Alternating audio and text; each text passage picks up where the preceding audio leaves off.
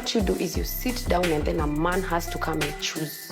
He has to come and pick you, like the way you go to the market and pick potatoes. He has to come and say, I like this one is the one I'm going with. But who is behind the sex trafficking network? Africa Eye goes undercover to find out.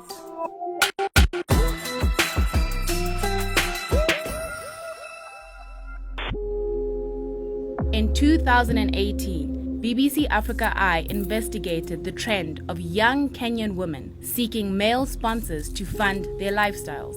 Grace was one of the women interviewed. I'm Grace. I'm a singer. I'm a musician.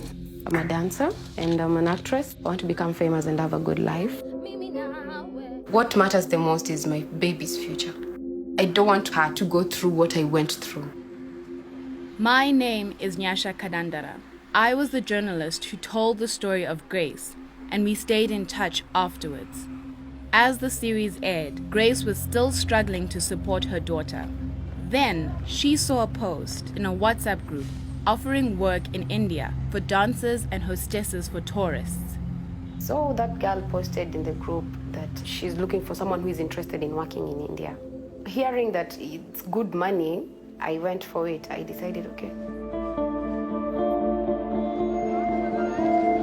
But when she arrived in New Delhi, Grace began to realize she was trapped in a nightmare. And she was sending me an increasingly desperate series of messages. I got on a plane and flew to India. I caught up with Grace in a market. She told me she had been picked up from the airport and taken straight to a brothel. This is the woman who was in charge of the house where Grace was staying. She is known as Goldie. She covered Grace's travel costs. Then she had confiscated her passport and told Grace she owed her almost $4,000, more than 7 times the actual cost of a ticket to India. And there was only one way to pay off this debt. For 5 months, Grace lived in this room with 4 other trafficked women. When we met with her, she agreed to wear a hidden camera and take us inside the brutal world of an African Indian sex trafficking ring. Men would visit the flat daily. Very many times we'd bring clients in the house, or you go to hotels. If one of us had a client in the room, the rest of us would sleep in the couch in the sitting room and wait for the one who is at the room to finish their stuff, and then we'd go back to sleep. Here you can see a man passing payment to one of Goldie's women. And then they leave. In the evening, the women were turned out to solicit in local pickup bars known as kitchens.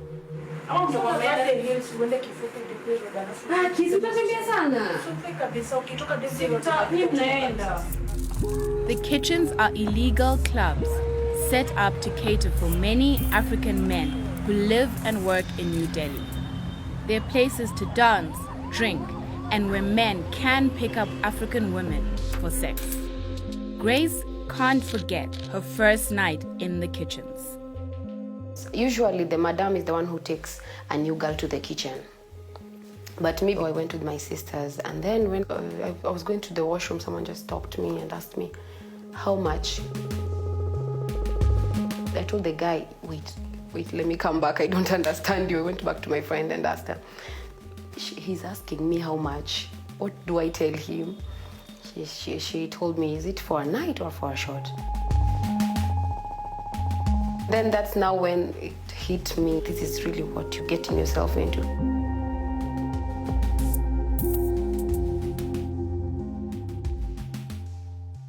And then all of a sudden I'm like, you want to pay me 1,000? 1,000, okay, no problem, 1,000. I have to sleep with how many men till I get to 270,000?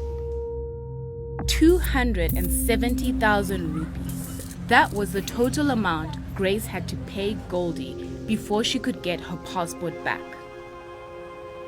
Grace showed me the book in which she recorded the slow, painful repayment of her debt to Goldie.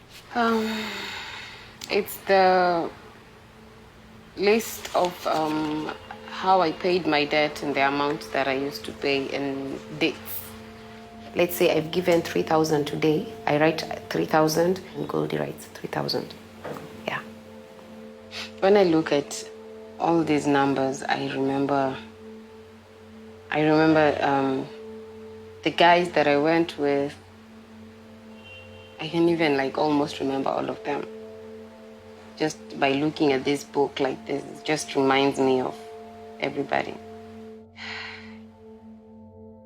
During our investigation, we identified at least 15 kitchens across 7 neighborhoods in South Delhi where scores of African women are forced to sell their bodies. Looking back over the footage she had filmed for us, Grace identified the man who she knew as being at the heart of the sex trade in her area, Tughlakabad. This was chairman. His name is Eddie, and he is known as the local leader of an organization called ASCA. That rang a bell. We filmed election posters of ASCA stuck to the doors of some of the kitchens. Online and across cities in India, ASCA has a public profile as a nationwide community group offering social activities to connect and support Nigerian students studying abroad.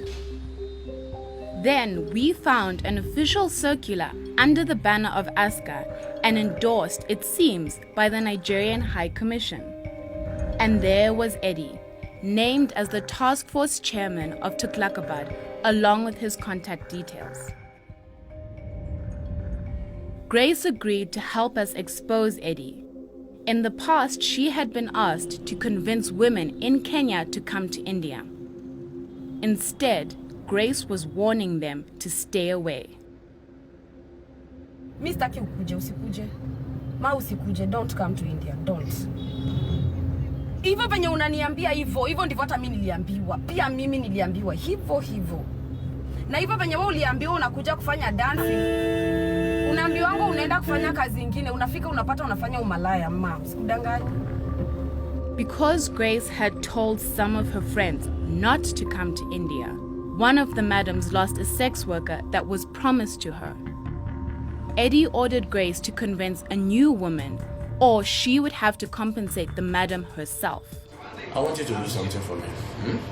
From what you're telling me now, you said you have friends. And it's like you still have more. On this one, check the amount. Let her calculate the amount. It's a big loss. Not now. You know, I've lost my contacts. That's the problem. I forgot my Facebook as well. I had to start another Facebook. You start another Facebook to search for your friends. I'm giving you the end of the month. Search for one and for release. Stop telling people India is bad. You're not their creator and you're not their destiny. That's Kenya that is hard. People are still making it there too. And then, Eddie sweetens the offer with the suggestion that Grace can also bring someone to work for her. Convince one for yourself, convince one for her. This is how the network grows. Women pay off their debts as sex workers and then, now hoping to make something for themselves, start operating as madams. It's a family tree of exploitation. There's a woman who brings you to India, who is your Indian mom. And then there's the one who brought her is your grandmother. The others that she brings along with you are your sisters. The name might seem friendly, like mom, but it's just for identification. This is someone's girl. After almost a year in India, Grace has now finished paying her debt to Goldie, but she's got nothing to show for all of her misery. The only way to make any real money from this situation is to bring new women to India. And the one who offers to help is Eddie. Grace pretends to be interested. I personally support everybody. So what I come against, what I work against is those who want to spoil the streets. You can process the girl because you're just having your first girl. Okay. If you have gotten a girl before, I would have seen you give this one. But since you have not gotten any girl before, I'll process this one. As she arrived, we source for a girl again. Eddie is offering to help bring a woman from Kenya to New Delhi for Grace. Okay, so what's the process of bringing a girl? You know, I don't know anything. Bringing a girl, I don't know. Are you using agents? I don't know. I don't don't give money give to money the to girl. agents. No, Oh, you to give the money to girl. the I girl. give to agent. Even as much as the person is coming to Nairobi, agents will do the passport, even the birth certificates. They will process that. Okay. With all this evidence gathered by Grace, we were now ready to confront the chairman. Eddie. Hi, how are you? Good. My name is Nyasha Kadandara. I'm from BBC Africa Eye. We have evidence against you and we want to talk to you about the sex trade that you are involved in. Sex trade? Yes, the sex trade that you are involved in. Women are coming from Kenya to India for sex work. They're forced to work in the kitchens that you run. I don't run kitchens. Listen to me. I am the chairman of all Africans in India. All right?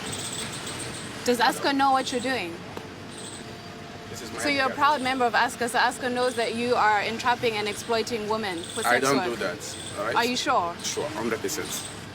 We have evidence against you. We have evidence of you saying that you're going to process women, that they're going to come from Kenya to India for sex You work. can show me the evidence. We do. We have it right here. This Let me is see. a right of reply for you to come and respond to BBC. We look forward to hearing your response. All right. Africa Eye contacted Eddie Anide 3 times. He denied trafficking any woman from Kenya to India. Madam Goldie gave no response to our allegations of trafficking and brothel keeping. The BBC also contacted the Nigerian High Commission in New Delhi, and they said their cooperation with ASCA is strictly in compliance with the Indian and Nigerian laws and does not endorse any criminal activity such as sex trafficking. When we contacted ASCA, they confirmed that Eddie Anide is their task force chairman in Tughlakabad, but that his duties are strictly as defined in the ASCA constitution, which in no way condones illegal activity. Africa Eye enabled Grace to resolve her immigration status and paid the fines for overstaying her tourist visa. So she could finally go back to her family in Kenya.